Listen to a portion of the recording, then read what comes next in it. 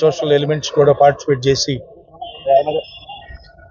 మా జిల్లా అధ్యక్షులు అంబటి రాంబాబు గారి మీద దండెత్తటం, ఇంటిని ధ్వంసం చేయటం, ఇలాంటి ఇల్లీగల్ కార్యక్రమాలకు పాల్పడుతున్న ఈ కూటమి ప్రభుత్వంలోని కార్యకర్తలుగా చెప్పుకొని కొంతమంది గుండాలు, కొంతమంది యాంటీ సోషల్ ఎలిమెంట్స్, వీళ్ళందరూ కూడా ఏకదాటిగా మా మీద, మా కార్యకర్తల మీద, మా నాయకుల మీద దాడి చేసే ప్రక్రియ, దీన్ని పూర్తిగా ఖండిస్తూ, అట్లాగే ఇవాళ తిరుపతి లడ్డు గురించి ఓ పక్కన ఎన్డీడీబీ కానీ, అట్లాగే సిట్టు కానీ, సిట్టు సిబిఐ ఇద్దరు కలిసి కూడా లడ్డులో ఏ కొవ్వు కలవలేదు, జంతువుల కొవ్వు కానీ మరే ఇతర కొవ్వులు కానీ కలవలేదని వాళ్ళు స్టేట్మెంట్ ఇవ్వటం, ఎఫ్ఐఆర్లో కూడా అది నమోదు చేయడం జరిగింది. అయినా కూడా ఇంకా ఏదో రకంగా రోజు సిట్టేసింది ఇప్పుడున్న ప్రభుత్వమే, వాళ్ళ ఆధ్వర్యంలోనే జరుగుతుంది. దీనికి మరి ఎందుకు మరి ఇప్పుడున్న అక్కడున్న దేవాలయ ఇవన్నీ మళ్ళీ ఎందుకో ట్రాన్స్ఫర్ చేశారు, ఎందుకో తెలియదు. అది ఏ కారణాల మీద ఏం జరుగుతుందో తెలియదు. మన హిందువులందరినీ కూడా ఒక విధంగా బాధ పెట్టినట్టేను. ఇది తప్పుడు విధానం అని మా అభిప్రాయం, మా పార్టీ అభిప్రాయం కూడా.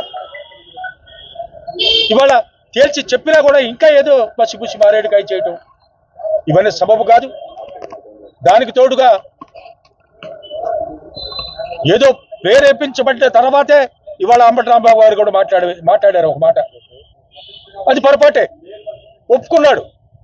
తను కూడా ముందే ఒప్పుకున్నాడు. అతను నా వయసుకు తగ్గట్టుగా ఎంత ఎక్స్పీరియన్స్ ఉన్న నాయకుడు కానీ అనవలసిన మాట కాదు, నాది పొరపాటు అని ఒప్పుకున్నాడు. ఒప్పుకున్న తర్వాత కూడా ఏంటిది ఒక ప్లానుడుగా, ఒక పద్ధతిగా అంచెలంచెలుగా అంబటి రాంబాబు గారి మీద ధ్వజెత్తడం అనేది ఆ ఇంటి మీద.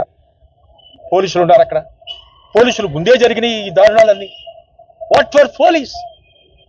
ఏం చేస్తుంది యంత్రాంగం అంతా? ఇవాళ ఏం చేద్దాం అనుకుంటున్నారు? ప్రజాస్వామ్యాన్ని పూర్తిగా కుని చేద్దామనే? సామాన్య మానవులు బ్రతికే అవకాశం ఇవ్వరా మీరు?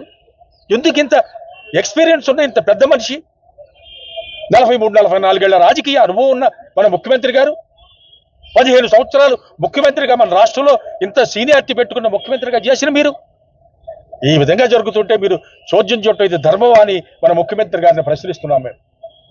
ఇది పద్ధతి కాదు. మీరు పెద్దలు, రాబోయే కాలం యువతరానికి మీరు ఏం చెప్తున్నారు?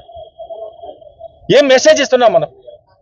భావితరాలు ప్రజాస్వామ్యం విరాజిల్లాలి, ప్రజాస్వామ్యం బ్రతికి బట్టకట్టాలి. ఈ దేశంలో అందరూ కూడా సమాన హక్కులు ఉన్నాయి.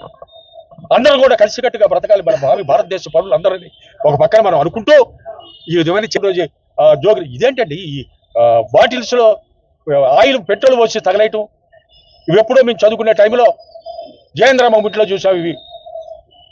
ఈ బాటిల్ బాంబులనే అప్పుడు చూసాం మేము.